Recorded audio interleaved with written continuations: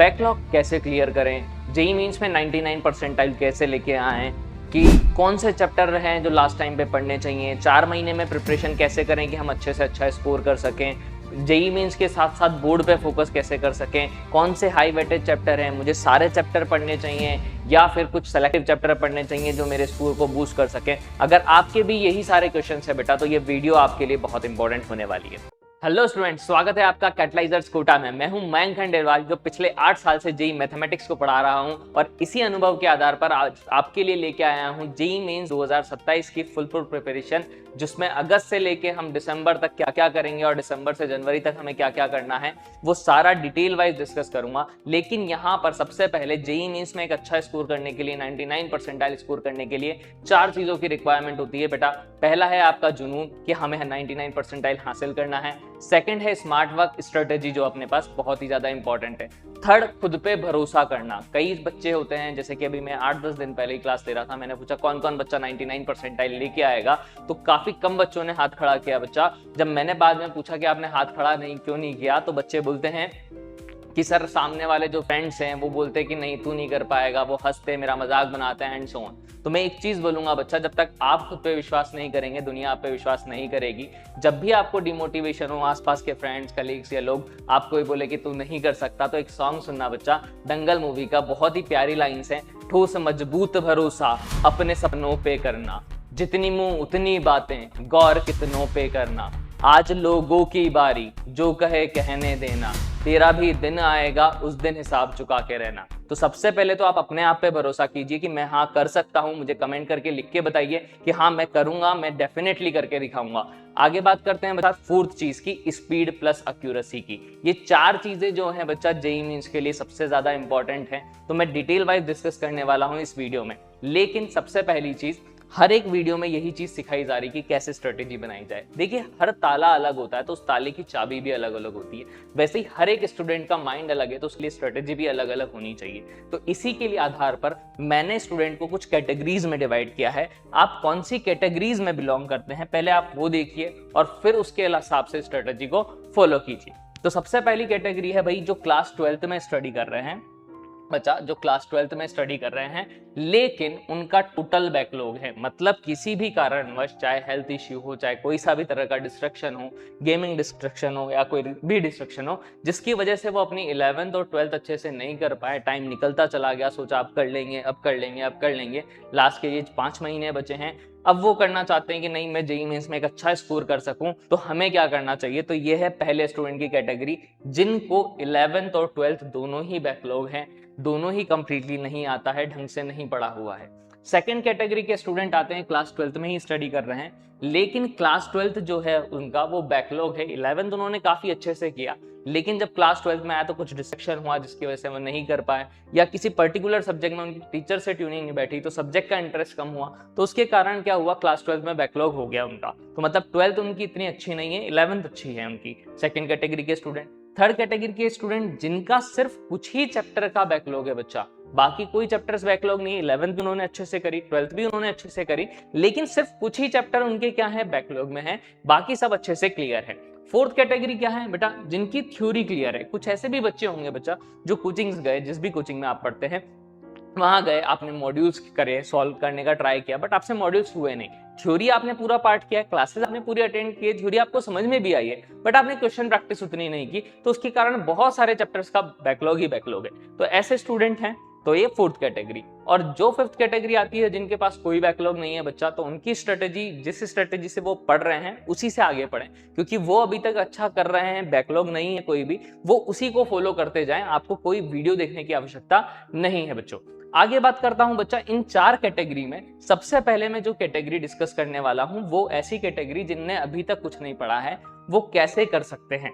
तो उनके लिए मैं लेके आया हूं पूरी स्ट्रेटेजी, अगस्त से लेके कहां तक, सारी जनवरी तक। तो सबसे पहली चीज मैं बात करने वाला हूं आज सिर्फ मैथमेटिक्स के बारे में, कि मैथमेटिक्स में 99 परसेंटाइल कैसे स्कोर किया जाए। अगर किसी को जरूरत है कि नहीं सर फिजिक्स और केमिस्ट्री का भी बारे में भी डिस्कस कीजिए, तो नेक्स्ट वीडियो उन पे आ जाएगी, आप कमेंट करके मुझे बताइएगा। तो देखिए भाई, क्लास 11th में अपने पास जो चैप्टर है उनकी लिस्ट मैंने यहाँ लिख रखी है। क्लास 12th के जो चैप्टर हैं वो नेक्स्ट पेज पे मैंने लिख रखे हैं। लेकिन क्या मुझे सारे चैप्टर पढ़ने हैं? या फिर मुझे कुछ चैप्टर पढ़ने हैं, या मैं सारे चैप्टर में थोड़ा थोड़ा कैसे कर सकता हूँ जिससे मैं जेईई मेंस के इजी क्वेश्चन बना सकूं। क्योंकि जेईई मेंस का पेपर का आपको शेड्यूल पता होगा कि भाई अपने पास 25 क्वेश्चन आते हैं। 25 क्वेश्चन में से ऐसा नहीं होता बेटा कि 8 से 10 क्वेश्चन ईजी ना हो। 8 to 10 क्वेश्चन ईजी होते हैं, 10 क्वेश्चन के आसपास मॉडरेट होते हैं और 5-7 हार्ड क्वेश्चन होते हैं। तो ये पैटर्न अपने पास चलता है, लेकिन हमें पता होना चाहिए कि कौन से क्वेश्चन हमें सेलेक्ट करना है, प्लस हमारी स्पीड और एक्यूरेसी होनी चाहिए। मैथ्स में 99 परसेंटाइल के लिए आपको कितनी चीजों की रिक्वायरमेंट है, कितने मार्क्स की रिक्वायरमेंट है? तो मैथ्स में 99 परसेंटाइल के लिए अगर एवरेजली देखा जाए सफिशिएंट स्कोर या सेफ स्कोर जिसे मैं बोलूं तो 55 to 60 मार्क्स। यानी कि अगर आपने 15 क्वेश्चन सही कर लिए बच्चा तो गारंटी 99 परसेंटाइल तो आपकी बन ही जाती है। ठीक है, अब हो सकता है किसी शिफ्ट में आगे पीछे हो, ऊपर नीचे हो, कई बार हो सकता है कि 12-13 क्वेश्चन में ही बन जाती है, कई बार हो सकता है 16 क्वेश्चन में बने, लेकिन एन एवरेजली अगर आपके 14 से 15 क्वेश्चन सही है तो आप 99 परसेंटाइल पे मैथ में पहुंच जाते हो। तो आइए बात करते हैं कि हमें कब से स्टार्ट करना है और क्या क्या करना है। तो सबसे पहले चैप्टर वाइज लिस्ट मैंने आपको दे रखी है। ठीक है, अब मैं स्टार्ट करने वाला हूं कि क्या क्या आपको करना है। सबसे पहले जिन बच्चों ने अभी तक कुछ नहीं पढ़ा है या जिन्होंने बस सिर्फ थ्योरी पढ़ी है, ठीक है, उन बच्चों के लिए ये स्ट्रेटेजी रामबाण है बच्चा। क्या कि सबसे पहले 11 to 17 अगस्त, ठीक है, 7 दिन आपको किसको देना है? बेसिक मैथमेटिक्स को। बच्चा क्या गलती कर रहा है? बेसिक मैथमेटिक्स को टाइम ही नहीं दे रहा है। ये बेसिक मैथमेटिक्स सिर्फ वो नहीं है फंडामेंटल ऑफ मैथमेटिक्स बेटा, इसमें आपको क्या क्या पढ़ना है वो भी समझाता हूँ। बेसिक मैथमेटिक्स में आपको पढ़ना है फैक्टराइजेशंस, लीनियर इनइक्वालिटीज हो गई, रेशनल इनइक्वालिटीज हो गई अपने पास, उसके बाद मॉडुलस इनइक्वालिटीज हो गई आपके पास, इसके अलावा लॉगरिथमिक इनइक्वालिटीज हो गई, लॉगरिथम के बेसिक हो गए, इसके अलावा पीएनसी का जो बेसिक फॉर्मूला है, सीक्वेंस सीरीज का जो बेसिक फॉर्मूला है, ट्रिगो के फॉर्मूले हैं अपने पास, और क्या है अपने पास? स्ट्रेट लाइन के फॉर्मूले। तो ये जो फॉर्मूला वाला पार्ट है ये आपको 7 डेज में कवर अप करना है। सर हम 7 डेज में कैसे कवर अप करेंगे वो भी अभी डिटेल वाइज बताने वाला हूं। ठीक है, लेकिन पहले आगे बात करता हूं कि इस 7 दिनों में आपको क्या करना है। पहले बेसिक फॉर्मूले याद करने हैं, मतलब जो भी चीजें आपके किसी भी चैप्टर में काम आने वाली है, जो भी फॉर्मूले आपके बाकी चैप्टरों में काम आने वाले हैं, वो सारे आपको याद कर लेने हैं, वो सारे कॉन्सेप्ट आपको समझ लेने हैं, ताकि आपको कोई भी चैप्टर में क्वेश्चन आए, इजी क्वेश्चन जिसमें दूसरे चैप्टर का यूज आ रहा हो, तो वो आप इजी गोइंग कर सके बच्चा। सेकंड आएगा बेटा 18 to 23 अगस्त। 18 to 23 अगस्त में आपको क्या करना है? Sequence and series. Sequence and series क्यों लिया है मैंने पहले, उसका रीजन है बच्चा, ये बहुत ही इंपॉर्टेंट चैप्टर है जेईई मेंस के लिए। इससे 2 या 3 क्वेश्चन आ जाते हैं सेट में, मतलब ये 8 से 12 नंबर आपको स्कोर करा सकता है। इसमें लगभग अभी तक जो पीवाईक्यूज हैं, अगर 10 साल के भी देखें तो लगभग 200-250 पीवाईक्यूज होंगे। हमें कितने करने चाहिए इस पे भी बात करते हैं। तो सबसे पहली चीज तो आपके पास दिन कितने दिए हैं मैंने? 18 to 23, मतलब 6 डेज दिए हैं मैंने आपको। अगर ये 6 डेज हैं आपके पास तो आपको क्या करना है? पहले दिन 1.5 से 2 घंटा, कितना? पहले दिन 1.5 से 2 घंटा आपको चैप्टर को रिवाइज करना है। अब सर चैप्टर रिवाइज कैसे होगा, इतना लंबा चैप्टर है, 2 घंटे में कैसे रिवाइज होगा? तो बच्चा आपके पास शॉर्ट नोट्स होने चाहिए। ठीक है, जैसे कि मैंने बच्चों के लिए बना भी रखे ताकि उनका काम आसान हो बच्चा। तो जैसे सीक्वेंस एंड सीरीज है, ये पूरा एक पेज में ये शॉर्ट नोट्स हैं, जिसमें सारी चीजें जो भी अपने चैप्टर में काम आने वाली है वो सारी दी हुई है, सारे मेथड्स दिए हुए हैं। तो 1.5 से 2 घंटा लगेगा जिसमें आप ये पूरा रिवाइज कर सकते हो। उसके बाद क्या करना है आपको? सीधे जेईई मेंस पीवाईक्यूज पे जंप करना है और जेईई मेंस पीवाईक्यूज ट्राई करने हैं। मतलब इन 6 दिनों में लगभग आपको न करते हुए भी 100 to 150 पीवाईक्यूज इस चैप्टर के बना लेने हैं, डिफरेंट। ठीक है, और यही चीज स्ट्रेटेजी आपको फॉलो करनी है। अच्छा सर ये इतना टाइम हमें कैसे मिलेगा? देखिए अभी जो मैं स्ट्रेटेजी बता रहा हूँ ये किसके लिए बता रहा हूँ? जिन्होंने नहीं किया। तो अब आप लोगों का जो कोचिंग जा रहे हैं, मुझे नहीं लगता कि अगर आपने अभी तक नहीं किया तो आपको अब कोचिंग जाने की वहां जरूरत है, आपको सेल्फ पढ़ने की ज्यादा जरूरत है बेटा। तो यहाँ पर आपको कितने घंटे हैं आपके पास? टोटली 24 आवर्स अवेलेबल थे, जिसमें से आप 6 घंटे क्या हुए हैं? सोंगे। तो बचे 18 घंटे। उन 18 घंटे में से आपको मैथ्स के लिए कितने घंटे निकालने हैं? 5 आवर्स डेली के।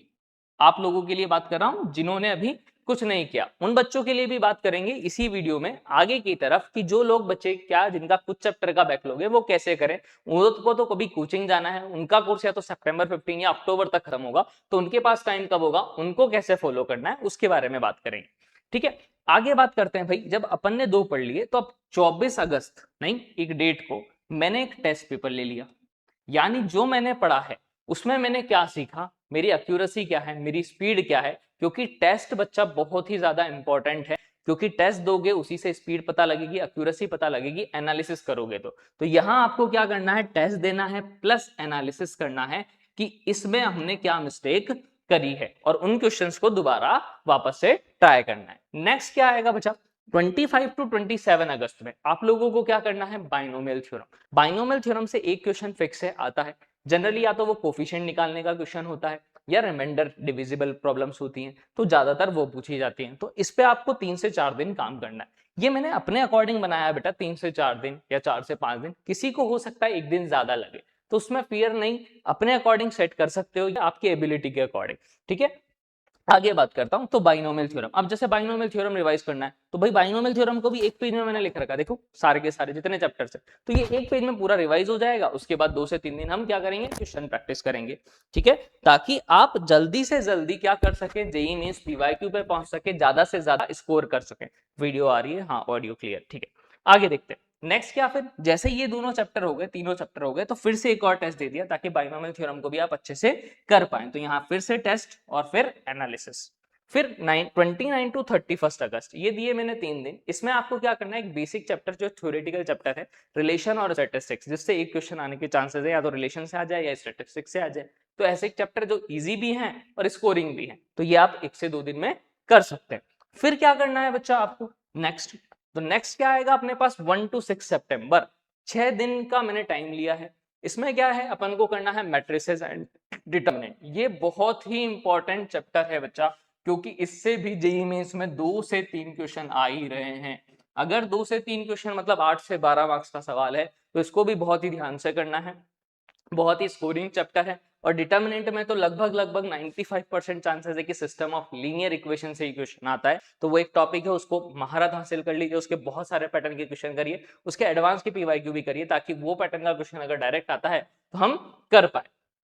तो 1 टू 6 सितंबर आपको क्या करना है, मैट्रिसेस एंड डिटरमिनेंट करना है। फिर 7 सितंबर को इसका टेस्ट प्लस एनालिसिस, क्योंकि टेस्ट मैंने बोला बहुत ही ज्यादा जरूरी है बच्चा। फिर 18 टू 14 सितंबर, ठीक है, फिर से 6 दिन 7 दिन लिए मैंने, जिसमें मुझे क्या करना है, वेक्टर एंड 3D। ये भी बहुत ही स्कोरिंग चैप्टर है। अब ये वेक्टर 3D सर हम कैसे कर लेंगे बिना स्ट्रेट लाइन के, कई बच्चे कहेंगे। तो इसीलिए मैंने बोला, जब बेसिक मैथमेटिक्स पढ़ाया तो मैंने आपको यही बोला था कि उन 7 दिनों में आपको वो फॉर्मूले याद करने, वो कॉन्सेप्ट समझने जो आपके यूज आने। स्ट्रेट लाइन के जो कॉन्सेप्ट वेक्टर 3D में यूज आएंगे, उन 7 दिनों में आपको कर लेना है, ताकि आपको वेक्टर 3D में प्रॉब्लम ना आए। तो वेक्टर 3D करेंगे, यहां पर भी 2 से 3 क्वेश्चन आते हैं बच्चा। मतलब अगर एवरेजली देखें हम यहां तक पहुंचे, तो हम 2 क्वेश्चन 4, 2 सीक्वेंस के 6 क्वेश्चन, बाइनोमियल का एक साथ, और एक रिलेशन या स्टैटिस्टिक्स का क्वेश्चन, 8 क्वेश्चन की बात कर चुके हैं हम लोग। तो हम पहले उन मोटे चैप्टरों को फोकस कर रहे हैं जो ज्यादा स्कोरिंग है, ताकि अगर इनमें हमारे को एक आध दिन ऊपर भी लगेगा तो हमारे पास पीछे टाइम बचेगा।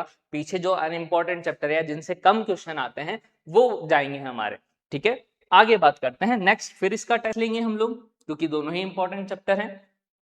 फिर 16 टू 18 में क्वाड्रेटिक इक्वेशन, ये 3 दिन में मैंने क्वाड्रेटिक इक्वेशन लिखा है, लेकिन एक्चुअली ये 4 दिन हो जाना चाहिए। यहाँ पर 16 टू 19 भी कर सकते हैं, ठीक है। तो इसमें 4 दिन में आपको क्वाड्रेटिक इक्वेशन रिवाइज करना है। क्वाड्रेटिक इक्वेशन वही कि पहले आपने रिवाइज किया उसको फटाफट 2 घंटे 2.5 घंटे में। उसके बाद अच्छा, जिसने बिल्कुल नहीं पढ़ा वो रिवाइज कैसे करेगा बेटा, कॉन्सेप्ट समझने हैं अपन को प्रूफ्स पे ध्यान नहीं देना है ज्यादा, हमें सिर्फ वही चीज, सेलेक्टिव चीज पढ़नी है जो पेपर में आने लायक है। एक चैप्टर के सारे टॉपिक इंपॉर्टेंट नहीं होते। एक चैप्टर में अगर 10 टॉपिक है तो 10 में से 5 टॉपिक ही ज्यादा इंपॉर्टेंट है अपने पास, बाकी के 5 टॉपिक इतने इंपॉर्टेंट नहीं है। तो 5 टॉपिक पढ़े, उन पे एक क्वेश्चन बनाए, लेकिन जो बाकी के 5 टॉपिक है उन पे 10 15 क्वेश्चन बनाए, ताकि अपना काम क्या हो, इजी हो, हम ज्यादा से ज्यादा क्या कर सके, स्कोर कर सके।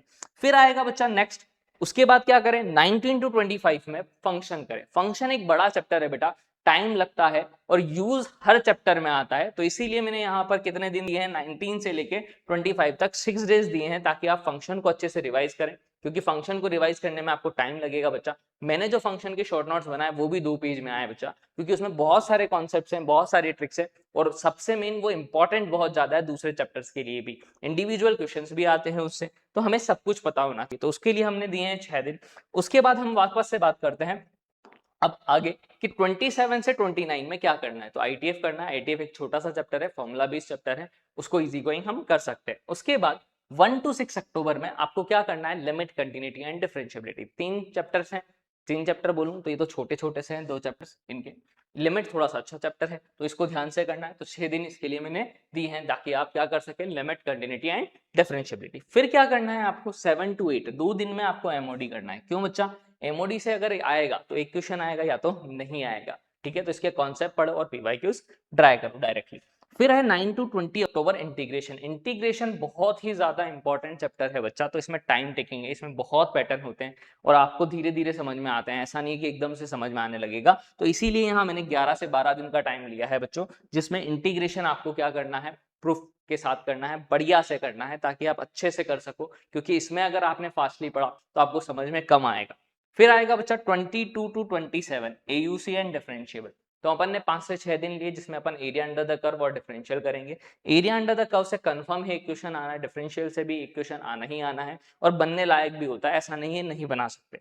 तो ये सारा अपना क्या है, फॉलो करने की चीज है। आगे क्या बच्चा, 1 to 15 नवंबर, 15 दिन मेरे को किसको देने हैं बच्चा, कोऑर्डिनेट ज्योमेट्री को। अब कई बच्चे कहेंगे सर हमें कोऑर्डिनेट ज्योमेट्री से डर लगता है, कोऑर्डिनेट ज्योमेट्री उतनी अच्छी नहीं लगती, तो वो क्या करे बच्चा, अगर कोऑर्डिनेट ज्योमेट्री को स्किप करना चाहते हैं, जिनका एम है देखो 99 परसेंटाइल, उनको तो करनी चाहिए। लेकिन अगर मान लो कि आपको नहीं अच्छी लग रही है, तो आप इसको स्किप करके आप बाकी की जो चैप्टर्स पढ़े हैं उनमें अगर टाइम ज्यादा लग रहा है तो ये 15 दिन उनको भी दे सकते हैं। फिर बात करता हूं 16 to 21, ठीक है। इसमें आपको क्या करना है बच्चा, पीएनसी करना है, 5 दिन प्रैक्टिस करनी है। पीएनसी की जितनी प्रैक्टिस करोगे उतना बढ़िया होगा चैप्टर, क्योंकि इसके लिमिटेशंस नहीं है बच्चा, ठीक है। फिर 23 to 25 में आपको क्या करना है बच्चा, ट्रिग्नोमेट्रिक इक्वेशन। अच्छा सर इसमें बीच में आपने जो गैप छोड़ा, ये 22 का देखो गैप छोड़ा है, क्यों छोड़ा है, टेस्ट के लिए बच्चा, नहीं तो आपको चैप्टर वाइज टेस्ट लगाना ही है। अच्छा चैप्टर वाइज टेस्ट में ये मत करना बच्चा पिछले चैप्टर का ना हो, जितना भी आपने पढ़ रखा है वो चैप्टर का मिक्स टेस्ट होना चाहिए, ऐसा नहीं कि सिर्फ एक ही टेस्ट हो, ठीक है। अच्छा सर टेस्ट कहां से करें, तो अभी उस पर भी बात करेंगे, लेकिन पहले आगे बढ़ते हैं। 22 to 25 में आपको क्या करना है, ट्रिग्नोमेट्रिक इक्वेशन। 26 to 30 में आपको क्या करना है, एओडी, एप्लीकेशंस ऑफ डेरिवेटिव, 4 से 5 दिन के अंदर। फिर उसके बाद क्या करोगे बच्चा लोग, उसके बाद 1 to 5 दिसंबर में आप क्या कर लीजिए, एओडी। एओडी तो अपन ने लिख लिया था एक्चुअली, यहाँ पर एओडी 26 to 30 में, एओडी नहीं, यहाँ पे करेंगे हम कॉम्प्लेक्स नंबर। क्या करेंगे बच्चा, कॉम्प्लेक्स नंबर। और यहाँ क्या कर सकते हैं हम, स्टैटिस्टिक्स कर सकते हैं वापस से 7 to 9 दिसंबर में, या फिर रिलेशन के साथ अगर स्टैटिस्टिक्स करना चाहो तो वहां कर सकते हो। सेट्स अगर बच रहा है, सेट्स किसी को नहीं आता है तो वो यहाँ सेट्स भी कर सकता है। तो ये क्या था अपने पास कि पूरा का पूरा 10 अगस्त से लेके 10 दिसंबर तक हमें ये चीजें फॉलो करनी है। अब अगर इसमें से आप 90% चीज भी फॉलो कर लेते हो बच्चा, तो आप 99 परसेंटाइल के लिए मैथ्स में एलिजिबल हो जाते हो। अच्छा अब बच्चे कहेंगे सर इतना फास्ट हम कैसे करेंगे, तो भाई सबसे पहली चीज आप मुझे बताइएगा, कमेंट करके भी बताइएगा, अगर कोई ऐसा कोर्स स्टार्ट करना चाहूँ कि भाई जिसमें बच्चों को दिक्कत ना आए, ताकि मैं जैसे शॉर्ट नोट्स जो मैंने बताए रखे मैं आपको पढ़ाऊं सिर्फ, क्योंकि एक टीचर पढ़ाएगा बच्चा तो उसका एक अलग इंपैक्ट होता है, टीचर को पता है किस चैप्टर से कितने क्वेश्चन आ रहे हैं, कौन सा टॉपिक पर्टिकुलर इंपॉर्टेंट है, वो उस पर ज्यादा मेहनत करनी है, उस पर कम मेहनत करनी है। तो प्रॉपर गाइडेंस के साथ अगर आपको गाइडेंस चाहिए तो मुझे कमेंट करके बताइएगा। तो ये क्या था बच्चा, पहले कैटेगरी के बच्चों के लिए परफॉर्म, ठीक है। अब भाई आती है दूसरी कैटेगरी के लिए, 10 दिसंबर तक का हुआ, अब 10 दिसंबर से 10 जनवरी तक क्या करना है उस पर आगे बात करेंगे। लेकिन पहले अब आते हैं बच्चा सेकंड कैटेगरी पे। तो सेकंड कैटेगरी हमें क्या बोलती है, चलिए सेकंड कैटेगरी क्या थी, जिनका क्लास 12th में बैकलॉग है, ठीक है। अब उनके पास क्या है बेटा, क्लास 12th बैकलॉग है, तो 12th पूरी बैकलॉग है, लेकिन 11th बहुत अच्छी है। तो अब आपको क्या करना चाहिए, क्लास 12th को मैथ्स को नए सिरे से शुरू करना चाहिए, आपको कैलकुलस पार्ट वापस से स्टार्ट कर लेना चाहिए, फंक्शन से लेके पूरा। क्योंकि आप लोग बच्चा जेई एडवांस के लिए पढ़ रहे हैं तो आपको बहुत डीप पढ़ना पड़ेगा। आप लोगों को ऐसा नहीं है कि भाई सिर्फ जेई मेंस के लिए पढ़ना है, बहुत जल्दी जल्दी आपने चैप्टर पढ़ लिए, नहीं ऐसा नहीं, आपको डीप पढ़नी पड़ेगी चीजें। तो आपको कैलकुलस लगभग लगभग यहाँ से 10 नवंबर तक, ठीक है 10 नवंबर नहीं 10 दिसंबर तक आपको ये पूरी कैलकुलस पार्ट कवर अप कर लेना चाहिए। कोचिंग में आपके चल रहा होगा अभी लेट सपोज फैक्टर 3D या मैट्रिसेस डिटरमिनेंट, जिस भी कोचिंग में आप पढ़ रहे हैं, जो भी फेज में आप हैं, तो यही चल रहा होगा चैप्टर, तो वो अलजेब्रा है, अगर वो भी समझ में नहीं आ रहा है तो वो भी आपको स्टार्ट करना चाहिए, क्योंकि दोनों ही चैप्टर इंपॉर्टेंट है। और उसके बाद आपको क्या स्टार्ट कर देना चाहिए, कैलकुलस, ताकि आप स्टार्ट कर सको। अच्छा सर हमें उन टीचर का समझ में ही नहीं आ रहा जिनसे हम पढ़ रहे थे, तो आपको इंडिविजुअल टीचर की जरूरत है बच्चा। जैसे कि अगर आप कोटा में पढ़ रहे हैं तो मैं हूँ इंडिविजुअल मैथमेटिक्स पढ़ाता हूँ, तो अगर किसी को लगता है कि नहीं यार मुझे सर कैलकुलस में बहुत ज्यादा दिक्कत आ रही है, या फिर मुझे वो पूरा कोर्स ज्वाइन करना चाहिए सर कि मेरे को आपकी पूरी गाइडेंस चाहिए, तो आप कैटलाइजर इंस्टीट्यूट आके विजिट कर सकते हैं। आगे बात करते हैं नेक्स्ट, क्लास 12th की बात कर रहे हैं। थर्ड कैटेगरी क्या थी कि क्लास 12 जिनके कुछ ही चैप्टर बैकलॉग है। तो बच्चा अब क्या है, पहले इनके लिए भी मैं बात कर देता हूँ कि भाई ये अभी कोचिंग आ रहे हैं, ठीक है, इनका फेज क्या हो सकता है, अर्ली हो सकता है या थोड़ा लेट हो सकता है। तो भाई दो तरह में होगा, या तो सितंबर 15 तक आपका कोर्स खत्म हो जाएगा, या फिर नवंबर तक आपका, अक्टूबर तक, सॉरी नवंबर लिख दिया, अक्टूबर 15 तक आपका कोर्स खत्म हो जाएगा 12th का। तो यहां तक जब तक आप कोचिंग जाएंगे बच्चा, तो आपके पास टाइम कम बचेगा। क्यों टाइम कम बचेगा, आप खुद सोचिए। 6 घंटे आपकी क्लासेस में चले जाएंगे, 6 घंटे आपको सोने के चाहिए, 24 आवर्स में से 12 आवर्स यहाँ गए, 4 आवर्स अगर एक्स्ट्रा भी निकाल दें तो आपके पास बचते हैं 8 घंटे। अब इन 8 घंटों में आपको क्या क्या करना है, समझ रहे? तो इन 8 आवर्स में आपको क्या करना है, 2 आवर्स तो आपको करंट चैप्टर पे देने हैं पर्टिकुलर सब्जेक्ट के, और बचे जो 2 घंटे हैं वो आपको बैकलॉग पे देने हैं, जिनके कम बैकलॉग है। तो 2 घंटे डेली आप किसके लिए निकालिए, बैकलॉग के लिए। अच्छा, ये चारों ही कैटेगरी के लिए एक बहुत ही इंपॉर्टेंट चीज क्या है कि भाई जेई के साथ साथ बोर्ड्स कैसे मैनेज करें। तो भाई अक्टूबर 15 से दिसंबर 15 तक आपको करना क्या है, 2 आवर्स डेली निकालने हैं बच्चा, किसके लिए, बोर्ड्स के लिए। चाहे कोई भी सब्जेक्ट्स हो, फिजिक्स केमिस्ट्री मैथ्स, आपको 2 hour daily, specially physics chemistry ज्यादा इंपॉर्टेंट है बोर्ड्स के लिए, क्योंकि उसमें डेरिवेशंस और थ्योरी भी आएगा। तो 2 आवर्स डेली आपको किसके लिए निकालने हैं, बोर्ड्स के लिए, जब आपका कोचिंग ओवर हो जाता है। ठीक है, तो ये चीज आपको पता होनी चाहिए। तो इनके जिनके कुछ चैप्टर बैकलॉग थे वो 2-2 घंटे डेली निकालिए। किस मंथ में, अपने पास अगस्त में, सितंबर में। ठीक है, अक्टूबर में जैसे ही कोर्स खत्म हो फिर आप क्या करिए, चैप्टर को रिवाइज कीजिए, जैसे मैंने स्ट्रेटेजी बताई है, तो उसी के पीवाईक्यूज आप सॉल्व करना स्टार्ट करिए। स्टार्ट कौन से करने पीवाईक्यू, बुक से करने हैं बच्चा, क्योंकि आपके जो मॉड्यूल्स होंगे, किसी भी कोचिंग में आप पढ़ते हो तो पूरे क्वेश्चंस नहीं आ सकते जेईई मेंस के, हर साल 500 क्वेश्चन आते हैं बच्चा। तो जेईई मेंस पीवाईक्यू की कोई भी एक बुक खरीदिए और पीवाईक्यू करना स्टार्ट कीजिए बच्चा। तो ये आपको समझ में आ जाना चाहिए। अच्छा, क्लास 12th में जो स्टडी कर रहे थे उनके लिए ये पूरा दिसंबर तक आपको कैलकुलस करना है। इसके साथ साथ आपको अपने 11th का रिवीजन भी करना है बच्चा, जो मैंने स्ट्रेटेजी बताई है उसके अकॉर्डिंग, और जेईई मेंस के पीवाईक्यू साथ में करते जाने। ये जो थ्योरी क्लियर है जिनकी, उनके लिए कौन सी स्ट्रेटेजी बेस्ट है, तो बेटा जो पहली वाली स्ट्रेटेजी मैंने क्लास 12th वाली बताई है आपकी, जिन्होंने नहीं पढ़ा है उनके लिए भी, थ्योरी क्लियर वालों के लिए भी यही स्ट्रेटेजी क्या होगी, बेस्ट होगी। ठीक है, तो ये सारी क्या थी अपने पास स्ट्रेटेजी की, ऐसे ऐसे अपन को फॉलो करना है। अच्छा सर, 10 दिसंबर से 10 जनवरी तक क्या करना है, तो हमें हर दिन मॉक लगाना है बेटा, हर दिन पूरे चैप्टर्स के टेस्ट देने स्टार्ट करने हैं, और उनके साथ एनालिसिस भी करना है उसका, और अपनी स्पीड प्लस एक्यूरेसी बढ़ानी है। एक और चीज मैं बोलता हूं बच्चा, जब भी आप पीवाईक्यू करें कोई भी चैप्टर्स के, तो उनको एक टेस्ट की तरह ही करें। जैसे कि 1 घंटा फिक्स कर लिया, अब 1 घंटे में मैंने 15 से 20 पीवाईक्यू फिक्स कर लिया कि यार मेरे को 20 पीवाईक्यू करने, ठीक है, तो उसको फिक्स कर लीजिए 1 घंटे में, उसको टेस्ट की तरह ही सॉल्व कीजिए। जैसे पहले क्वेश्चन को किया, दूसरे को किया, तीसरे को किया, सबको एक साथ किया, फिर ये आंसर देखिए कितनी स्पीड बढ़ी, कितनी एक्यूरेसी बढ़ी। डेली डेली करोगे तो और ज्यादा अच्छा स्कोर कर पाओगे। तो ये सारी क्या थी बच्चा, पूरी स्ट्रेटेजी थी अपने पास कि बच्चों को क्या क्या करना चाहिए इन 4 महीनों में। और भी किसी भी तरह की चीज की अगर आपको नीड है, किसी चीज टॉपिक पे आपको वीडियो चाहिए, तो मुझे कमेंट करके बताइएगा, नेक्स्ट मैं उसके लिए वीडियो लेके आऊंगा। Thank you for watching this.